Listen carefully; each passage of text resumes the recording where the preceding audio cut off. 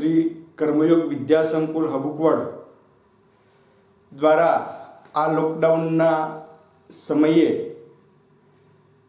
आप प्रत्येक क्षणનો उपयोग કરી શકો એ માટેનું સરસ મજાનું આયોજન ગોઠવ્યું છે, જેમાં આજ રોજ ધોરણ 12 ભૂગોળના 9મા પ્રકરણના 5મા પીરિયડમાં શાળા પરિવાર વતી આપ સર્વ વિદ્યાર્થી મિત્રોને આવકારું છું, શુભેચ્છા આપું છું કે તમે વર્ગ બરાબર નિહાળો, એનું મંથન કરો અને આપણી જે શાળાએ હોય ને જે અભ્યાસની આપણી તીવ્રતા હોય એમાં વધારો થવો જોઈએ,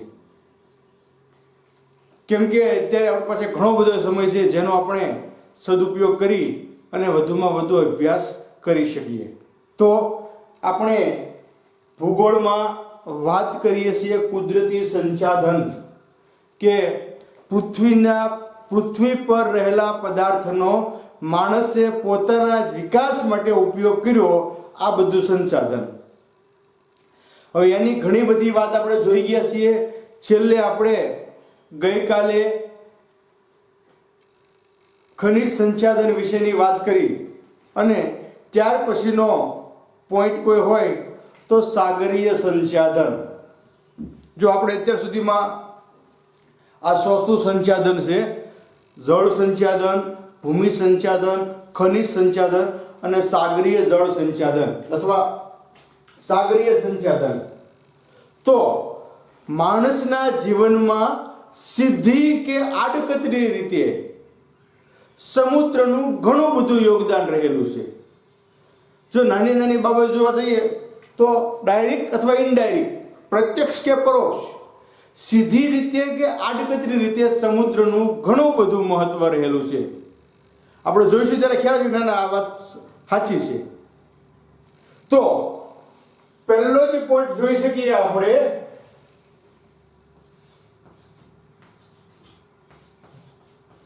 સાગરીય સંસાધન.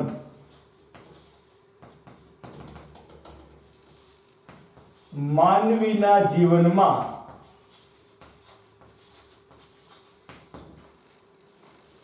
સીધી કે આડકતરી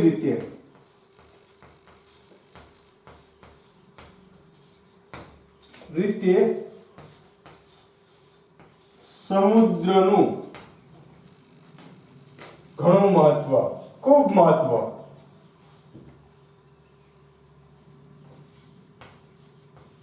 શા માટે? તો માણસ જીવનની જે કુદરતી સંસાધનો મેળવે છે એ ઘણા બધા સંસાધનો સમુદ્ર પાસેથી પણ મેળવે છે. આપણે વાત જોઈએ તો જે ખનિજો, જે કુદરતી સંસાધનો ધરતી ઉપરથી મળે છે એના કરતા વધુ સંસાધનો સમુદ્ર પાસેથી મળે છે. એટલે ધરતી પરથી મળતા સંસાધનો કરતા સમુદ્ર પાસેથી વધુ પ્રમાણમાં મળે છે.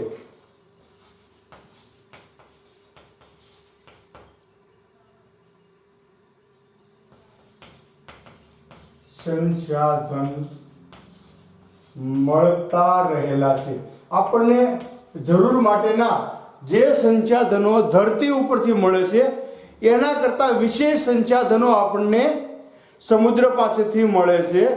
બીજી બાબત કે ભૂમિ ભાગ ઉપર જે સંસાધનોની ઘટ વર્તાય છે, જે ભૂમિ ઉપર મળવા શક્ય નથી, આવા સંસાધનોની ખોટ સમુદ્ર પૂર્ણ કરે છે. એટલે ત્રીજો પોઈન્ટ જોઈએ તો ભૂમિ ભાગો પર મળતા સંસાધનની ઘટ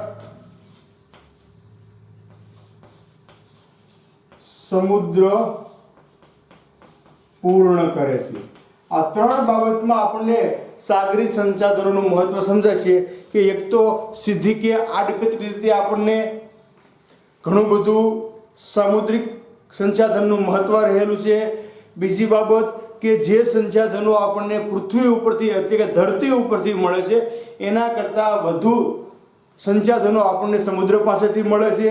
અને જે સંસાધનોની પૃથ્વી પર ઘટ છે, ભૂમિ ભાગ પર જે સંસાધનની ઘટ છે, આ ઘટ સાગરી સંસાધન પૂર્ણ કરે છે. હવે આમ જોઈએ તો એની વ્યાખ્યા જોઈએ તો મહાસાગરના જળ અને તળિયા સાથે સંકળાયેલ, મહાસાગરના જળ અને તળિયા સાથે સંકળાયેલ.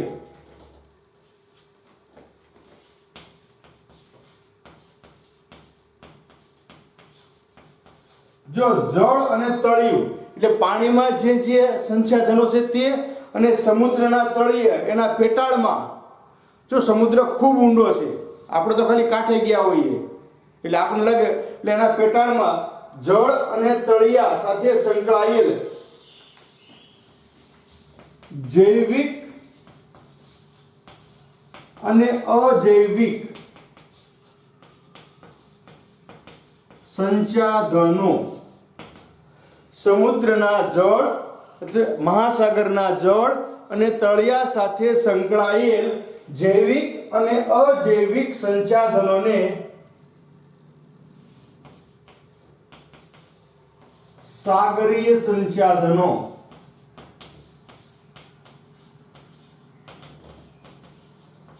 કહેવાય છે. જે પાણી અને સમુદ્રના તળિયા સાથે જોડાયેલા હોય, સંકળાયેલા હોય, આવા સંસાધનોને સાગરી સંસાધનો કહેવાય છે. હવે એમાં કોનો સમાવેશ થાય છે? તો એક તો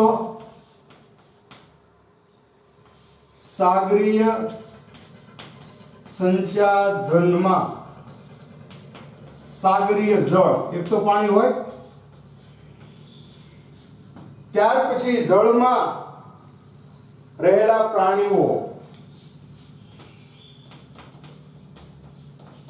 જળમાં રહેલા પ્રાણીઓ, સાગરી જળ, જળમાં રહેલા પ્રાણીઓ, વનસ્પતિ. જો વનસ્પતિ એટલે પૃથ્વી ઉપરની ભૂમિ ભાગની વનસ્પતિ નહીં, પણ સમુદ્રના પેટાળમાં પણ જમીન પાણીની વનસ્પતિ ઘણી બધી હોય છે. આની વાત છે અહીંયા. તમે રખે ને પછી પૃથ્વી પરની વનસ્પતિ આપણે અથવા ભૂમિ ભાગની વનસ્પતિ આમાં સમજવાની નથી.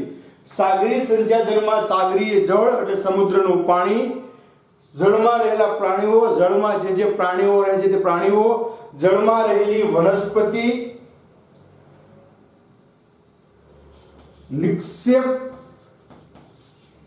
જૈવિક અને અજૈવિક, જૈવિક અને અજૈવિક પદાર્થો.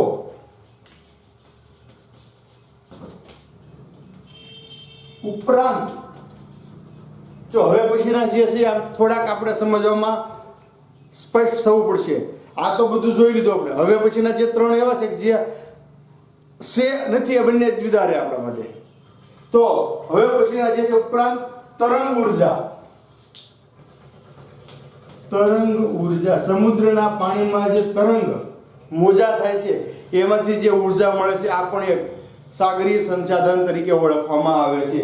એવી જ રીતે કિનારાના ભાગમાં ભરતી ઓટ,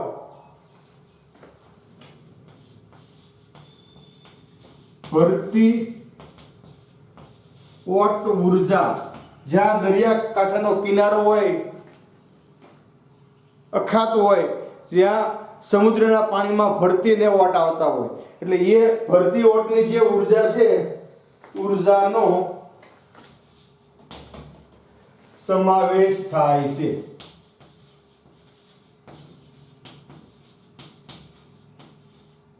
તો અહીંયા સુધીમાં આપણે સાગરી સંસાધનો કઈ રીતે મળે છે એની વ્યાખ્યા અને કોનો સમાવેશ થાય છે 3 પોઈન્ટ જોઈએ. તમારા મગજમાં થોડુંક કસી અને ઉતારો. જીવનમાં માણસના જીવનમાં સાગરીય સંસાધનો સીધી કે આડકતરી રીતે ઘણું બધું મહત્વ ધરાવે છે.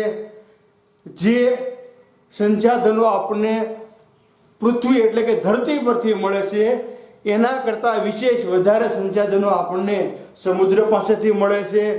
ત્રીજી બાબત આપણે જોઈ કે ભૂમિ ભાગો પર મળતા ખનિજ સંસાધનોની ઘટ સામુદ્રિક સંસાધન પૂર્ણ કરે છે. ત્યાર પછી મહાસાગરોના જળ અને તળિયા સાથે સંકળાયેલા જૈવિક અને અજૈવિક સંસાધનોને સાગરી સંસાધન કહે છે.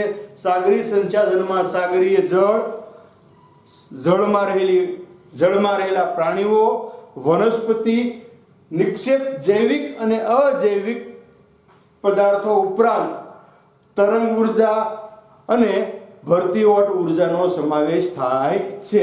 નેક્સ્ટ આપણે જોઈએ સાગરીય સંસાધનોનું વર્ગીકરણ.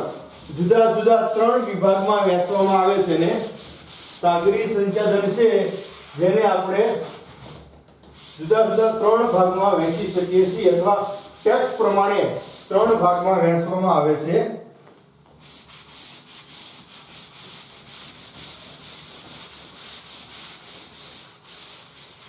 સાગરીય સંસાધનોનું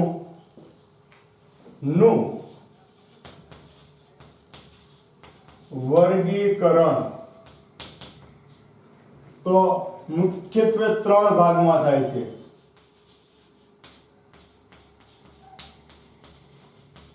જો ખનિજોનું પણ આપણે 3 ભાગમાં કર્યું હતું, ધાત્વિક, અધાત્વિક અને ઉર્જા શક્તિ વાળા સંચાલન. એ પ્રમાણે આનું પણ મુખ્યત્વે 3 ભાગમાં વર્ગીકરણ થાય છે.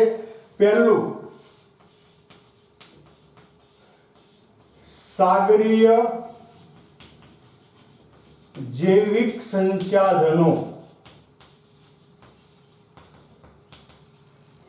સાગરિક જૈવિક સંસાધનનું 3 ભાગમાં વર્ગીકરણ મુખ્યત્વે કરવામાં આવે છે.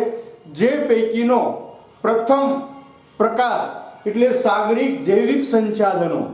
જો જૈવિક સંસાધનોમાં સજીવ કુદરતી સંસાધનનો સમાવેશ થશે તો એમાં આપણે જોઈએ તો સાગરના જીવોની સમૃદ્ધિ અને ભંડાર, કેટલા જીવો છે, કેટલી માત્રામાં છે તેનો આધાર સૂર્યપ્રકાશની પહોંચ અને જૈવિક ચક્રની સક્રિયતા પર નિર્ભર છે. જેટલા સૂર્યપ્રકાશ ત્યાં પહોંચે અને જેટલું જૈવિક ચક્ર જે છે એ સક્રિય બને એ પ્રમાણે ત્યાં જૈવિક સંસાધનોનો વિકાસ થાય છે. તો વિદ્યાર્થી મિત્રો આપણે ખાસ નોંધીએ કે સૂર્યપ્રકાશની પહોંચ અને જૈવિક ચક્રની સક્રિયતા પર જ જૈવિક સંસાધનનો આધાર રહેલો છે. એમાં આપણે જોવા જઈએ તો સાગરીય જૈવિક સંસાધનમાં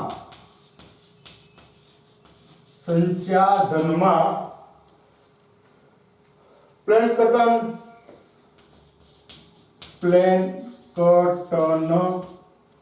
ત્યાર પછી ડાયટોન,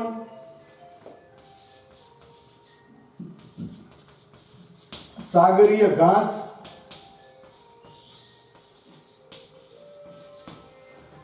પ્લેન્કટન, ડાયટોન, સાગરીય ઘાસ, સમુદ્ર ફૂલ,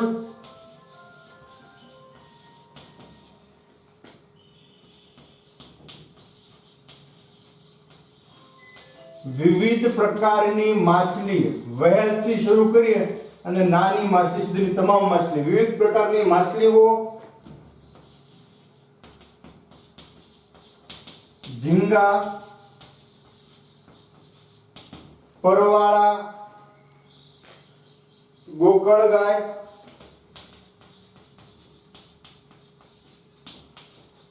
તારા માછલી, કરસલા,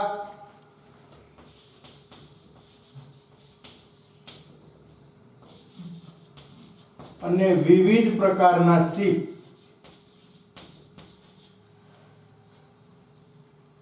જો આ જૈવિક સંસાધનમાં કોનો કોનો સમાવેશ થાય છે એની બાબત જોઈએ આપણે.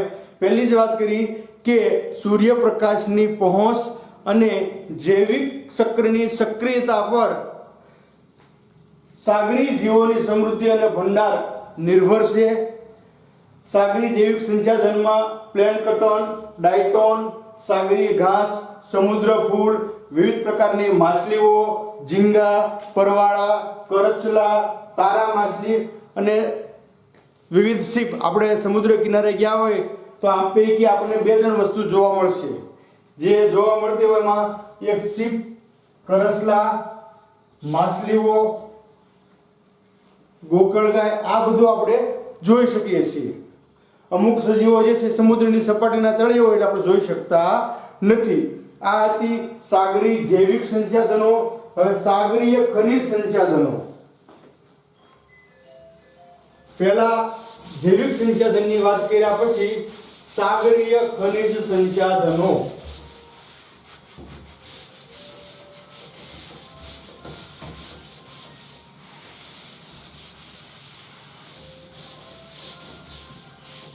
સાગરીય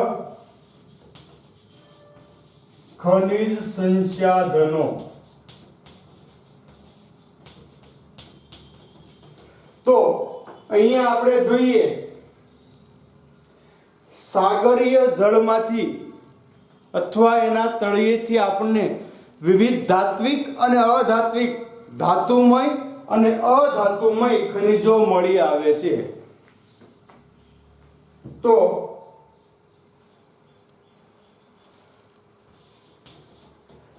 સાગરીય જળમાં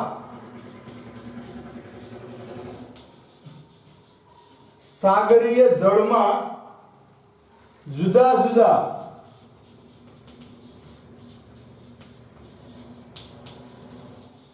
ધાત્વિક અને અધાત્વિક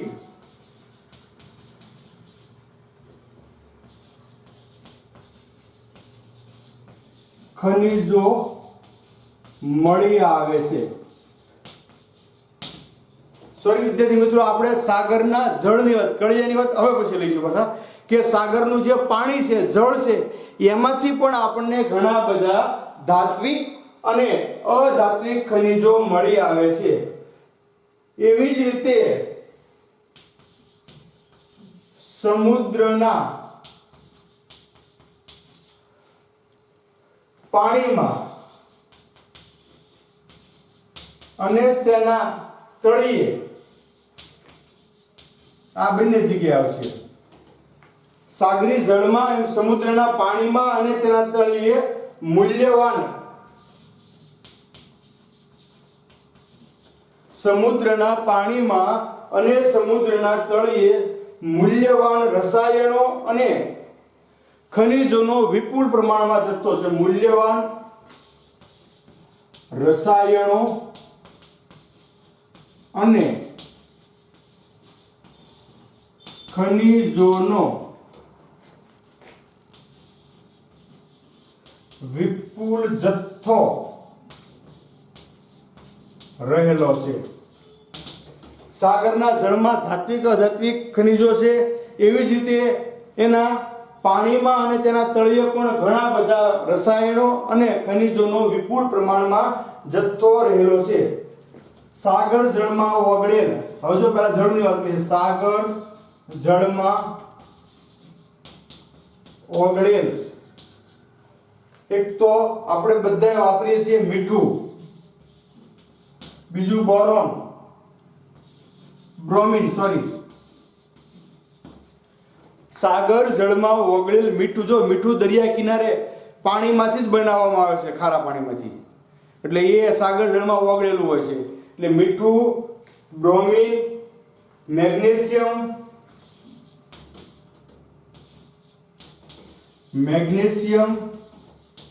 સોનું, મીઠું, બ્રોમિન, મેગ્નેશિયમ, સોનું, જસત, યુરેનિયમ,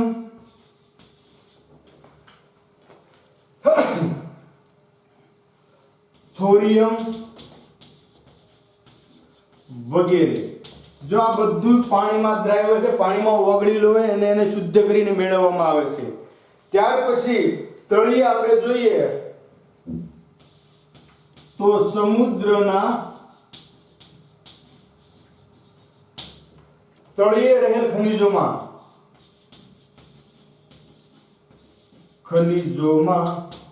મેગ્નેટાઇટ, ગંધક,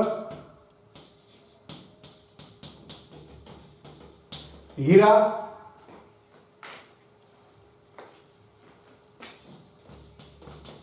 વગેરે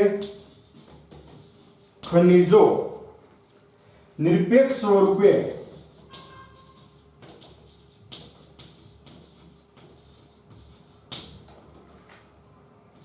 મળી આવે છે. તો આ બીજી બાબત છે સાગરીય ખનિજ સંસાધનો. તો એની વાતમાં આપણે જોયું કે સાગરી જળમાં ધાત્વિક અને અધાત્વિક ખનિજો મળી આવે છે.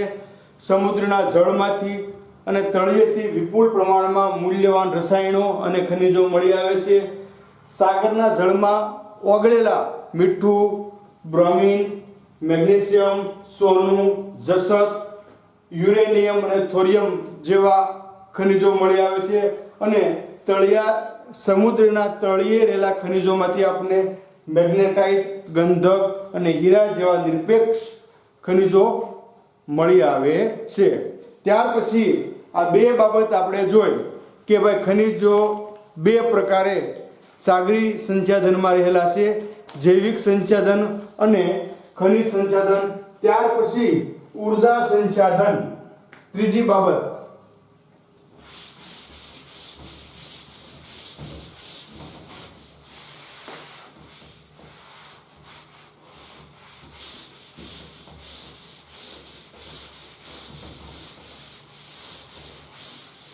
સાગરીય ઉર્જા સંસાધન.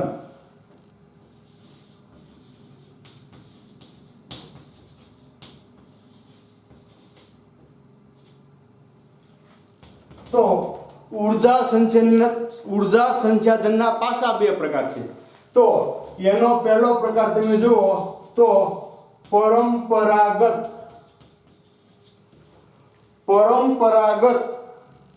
ઉર્જા સ્ત્રોત. તો સાગરમાંથી મુખ્યત્વે આપણને ખનિજ તેલ અને કુદરતી વાયુ આ બે પરંપરાગત ઉર્જા સ્ત્રોત મળી આવે છે. આપણે સમુદ્રના તળિયેથી ખનિજ તેલ અને કુદરતી વાયુ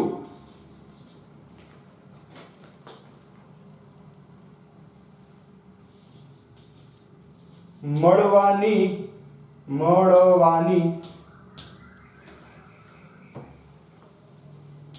સંભાવના વાળા ક્ષેત્રો ઘણા છે. જો ઘણા બધા ક્ષેત્રો સમુદ્રમાં એવા છે કે જ્યાંથી આપણને ખનિજ તેલ અને કુદરતી વાયુ મળી આવે. આ બહુ મહત્વની બાબત છે. પરંપરાગત ઉર્જા સ્ત્રોત 80% સમુદ્રમાંથી આપણને મળે છે.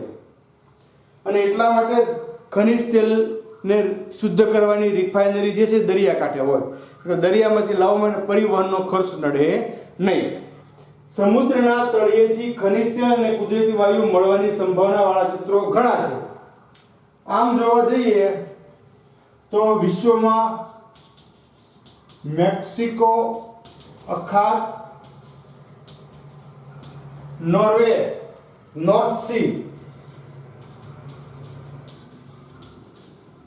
મેક્સિકો અખાત, north sea, Alaska,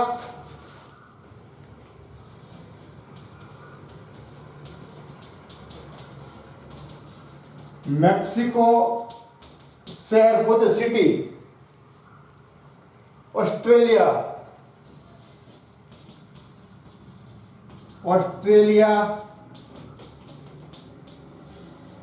Taiwan, Mexico અખાત, north sea, Alaska, Mexico, Australia, Taiwan અને જાપાનના સાગર કાંઠે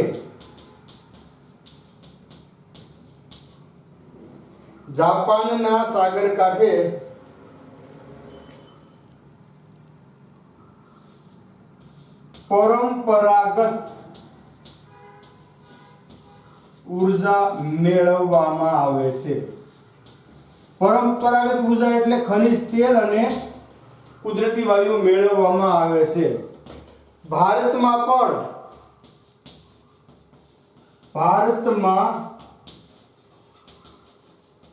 મુંબઈ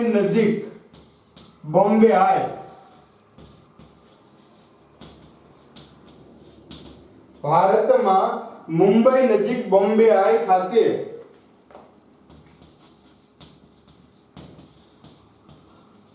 સમુદ્રના તળિયે ક્ષાર કામ કરી બોર દ્વારા ક્ષાર કામ કરીને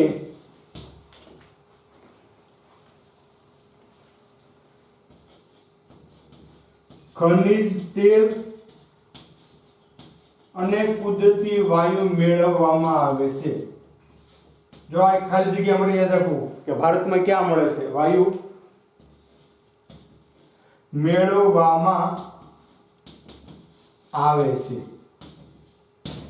તો મુખ્યત્વે પરંપરાગત ઉર્જા સ્ત્રોતમાં બે વાતનો સમાવેશ થયો છે અહીંયા કે ખનિજ તેલ અને કુદરતી વાયુ હોય એવા ઘણા બધા ક્ષેત્રો દરિયાકાંઠે જોવા મળે છે વિશ્વમાં. ક્યાં તો મેક્સિકો અખાત, north sea, Alaska, Mexico, Australia, Taiwan અને જાપાનના સાગર કાંઠે પરંપરાગત ઉર્જા સ્ત્રોત મળી આવ્યા છે. એવી જ રીતે ભારતમાં મુંબઈ પાસે બોમ્બે હાઈ ખાતે સમુદ્રના તળિયે ક્ષારકામ કરીને ખનિજ તેલ અને કુદરતી વાયુ મેળવવામાં આવે છે. ત્યાર પછી બીજી બાબત આપણે જોઈએ તો બિન પરંપરાગત ઉર્જા.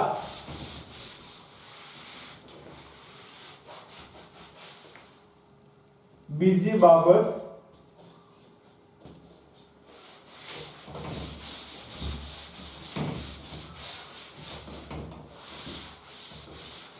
ત્રીજો પ્રકાર છે આ ઉર્જા સંસાધન. એમાં બીજો પોઈન્ટ એનો બિન પરંપરાગત ઉર્જા. તો બિન પરંપરાગતમાં વાત કરીએ તો સમુદ્રના કિનારે આવતી ભરતી ઓળ. સમુદ્રના કિનારે આવતા ભરતી ઓટ. સમુદ્રના કિનારે આવતા ભરતી ઓટ તેમજ સમુદ્રના પ્રચંડ મોજા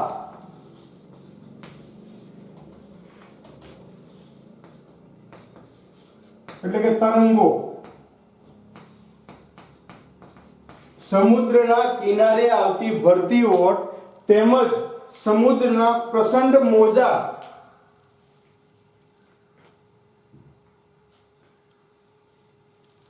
તરંગોનો ઉપયોગ કરીને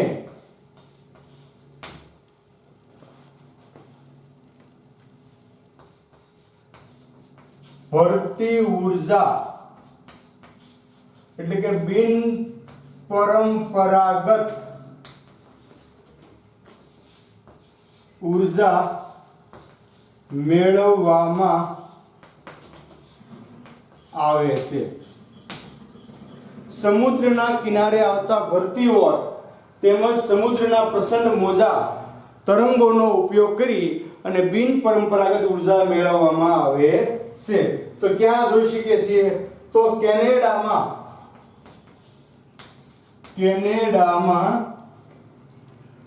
નોવા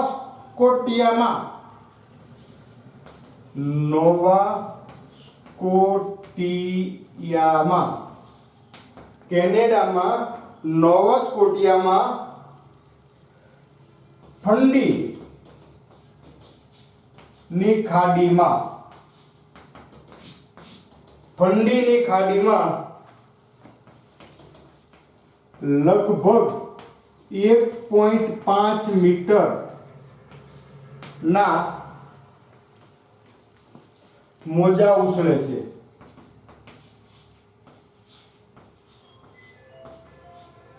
સાગરી ઉર્જામાં કેનેડાના નોવા સ્કોટિયામાં ફંડીની ખાડીમાં 1.5 મીટર ઊંચા તરંગો એટલે કે મોજા ઉછળે છે, જેનો ઉપયોગ કરીને ભરતી ઓટની ઉર્જા મેળવવામાં આવે છે. એવી જ રીતે સિસરા દરિયામાં પંખા મૂકીને, જ્યાં દરિયાનું ઊંડાણ નથી, ઊંડાણ ન એટલે મોજા ન ઉછળે, એટલે સિસરા દરિયામાં પંખા મૂકીને સમુદ્રના પ્રવાહની ગતિનો ઉપયોગ કરીને, જે પાણીનો પ્રવાહ જતો હોય ભરતી અને વટમાં, એનો ઉપયોગ કરી જનરેટર દ્વારા વીજળી પેદા કરવામાં આવે છે. આ રીતે બિન પરંપરાગત ઉર્જાનો પણ સમુદ્રમાંથી ઉપયોગ કરવામાં આવે છે. અને વિદ્યાર્થી મિત્રો, હાલના સમયમાં જેટલું બિન પરંપરાગત ઉર્જાનો ઉપયોગ થાય એટલું પર્યાવરણ માટે અને નજીકના ભવિષ્ય માટે ફાયદો છે. પરંપરાગત સ્ત્રોત ગમે ત્યારે ખૂટી શકે, એ સમયે બિન પરંપરાગત સ્ત્રોત ખૂબ મહત્વના છે અને પ્રદૂષણ મુક્ત હોવાથી શક્ય બને એટલો એનો ઉપયોગ વધારવો જરૂરી છે. ત્યાર પછી દરેક સંસાધનની ગોળી, સાગરી સંસાધનની સમસ્યાઓ અને તેના ઉપાયો ની વાત આપણે જોઈએ.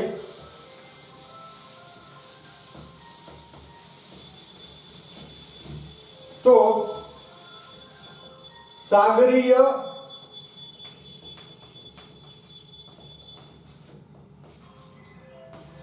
સંસાધન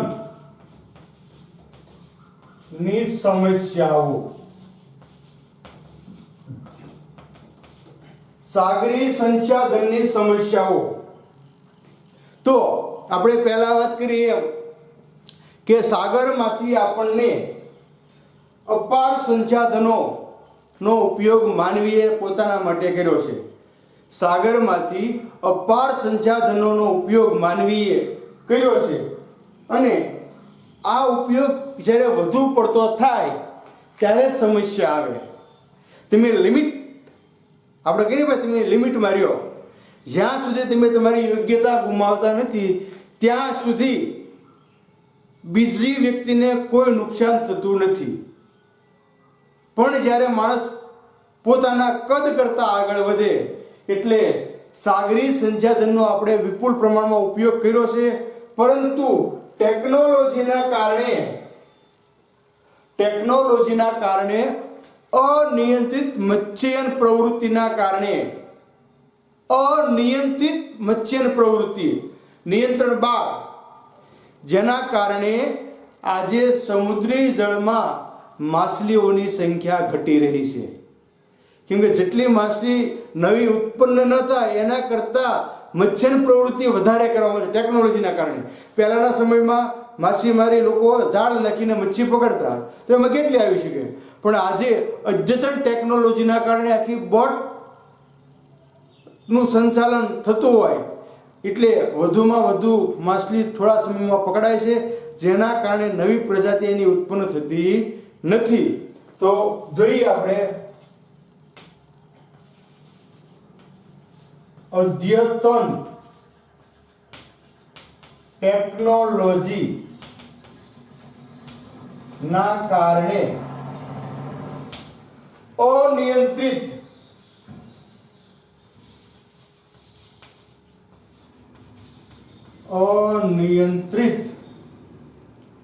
મત્સ્યથી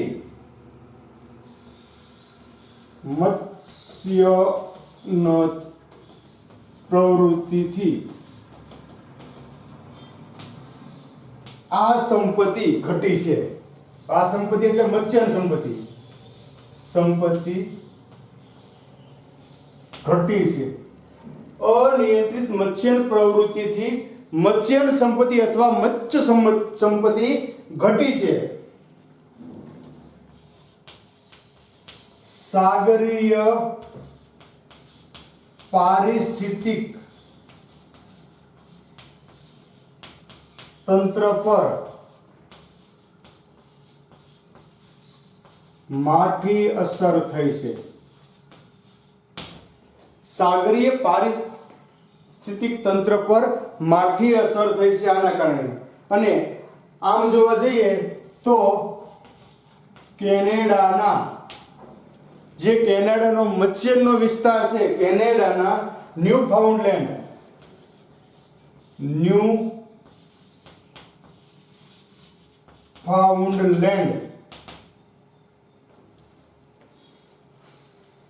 ના કિનારે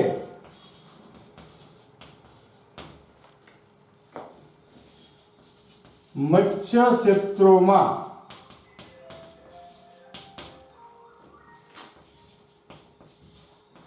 માછલીનું પ્રમાણ ઘટી રહ્યું છે.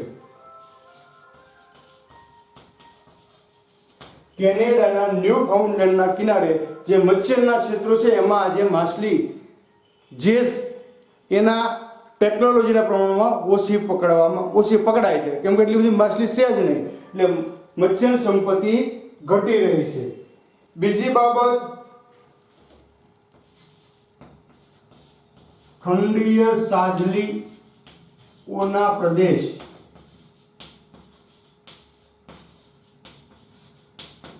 ખનિજ તેલની રિફાઇનરીઓ પ્રદેશમાં ખનિજ તેલની રિફાઇનરી અને શહેરોના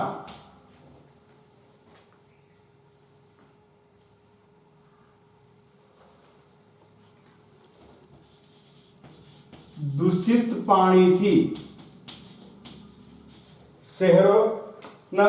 પાણીથી પરવાળા અને અન્ય સજીવ સૃષ્ટિ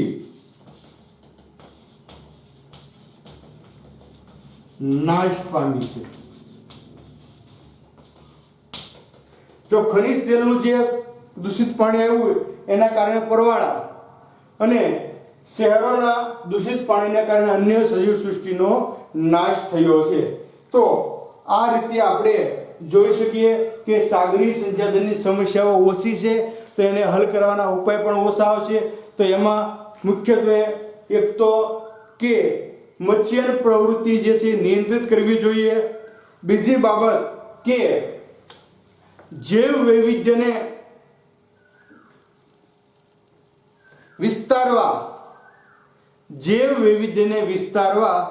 જ્યાં જ્યાં અમુક સજીવો રહેલા છે એને મરીન નેશનલ પાર્ક તરીકે વિકસાવવા જોઈએ. મરીન નેશનલ પાર્ક બનાવે, જેમ પ્રાણીઓ માટે અભયારણ્યો બનાવ્યા છે એમ દરિયાઈ સંપત્તિ માટે પણ આવા મરીન નેશનલ પાર્ક બનાવવામાં આવે તો એનું અસ્તિત્વ જોખમમાં ન મુકાય અને એમાં વૃદ્ધિ થાય. સાથે સાથે ખનિજ તેલની રિફાઇનરીઓ અને ગંદા પાણીને સમુદ્રમાં ઠાલવતા પહેલા યોગ્ય ટ્રીટમેન્ટ કરી અને એને શુદ્ધ કરવામાં આવે તો એ પાણી સજીવ સૃષ્ટિને નુકસાન કરતું નથી. અને છેલ્લી બાબત કે અમુક જગ્યાએ ખારા પાણીમાંથી શુદ્ધ પાણી મેળવવામાં આવે છે. દરિયાના ખારા પાણીમાંથી મીઠું પાણી બનાવવામાં આવે છે અને ત્યારે મીઠું પાણી બન્યા પછી વધારાનું અતિક્ષારવાળું પાણી દરિયામાં ન ઠાલવતા એનો યોગ્ય નિકાલ કરવામાં આવે તો સાગરી સંસાધનો જે છે એ આપણને ખૂબ ઉપયોગી છે અને આપણા માટે કાયમ માટે ઉપયોગમાં રહી શકે. આપણે થોડીક જાળવણી કરીએ તો વિદ્યાર્થી મિત્રો, આજના દિવસે આપણે સાગરી સંસાધનની વાત કરી. સાગરી સંસાધન સીધી કે આડકીતી રીતે આપણને ઉપયોગમાં આવે છે. ધરતી પર જેટલા સંસાધનો છે એના કરતાં વધુ માત્રામાં સંસાધનો સાગર આપણને આપે છે અને ભૂમિભાગની જે ઘટ છે એ સાગર પૂરી પાડે છે. ત્યાર પછી આપણે એની વ્યાખ્યા જોઈ કે સાગરી જળ એટલે વ્યાખ્યામાં તો સમુદ્રના જળ અને તળિયે સાથે સંકળાયેલા જૈવિક અને અજૈવિક પદાર્થોને સાગરી સંસાધન તરીકે ઓળખવામાં આવે છે. એમાં કોનો કોનો સમાવેશ થાય એ વાત કરી. વર્ગીકરણમાં આપણે જોયું તો વર્ગીકરણ મુખ્યત્વે 3 ભાગમાં થાય છે: સાગરી જૈવિક સંસાધન, સાગરી ખનિજ સંસાધન અને ઉર્જા સંસાધનના 2 પોઈન્ટ, પરંપરાગત ઉર્જા સ્ત્રોત અને બિન પરંપરાગત ઉર્જા સ્ત્રોતની વાત કરી. ત્યાર પછી એની સમસ્યા અને ઉકેલ આપણે જોયા. હવે 2 સંસાધનો આપણા બાકી છે: પશુ સંસાધન અને માનવ સંસાધન, જેનો આપણે નેક્સ્ટ પીરિયડમાં અભ્યાસ કરીશું. ખૂબ ખૂબ ધન્યવાદ વિદ્યાર્થી મિત્રો. ફરીને રિક્વેસ્ટ સાથે કહું છું કે વધુમાં વધુ મહેનત કરો અને સમયનો પૂરો સદુપયોગ કરો. નમસ્કાર.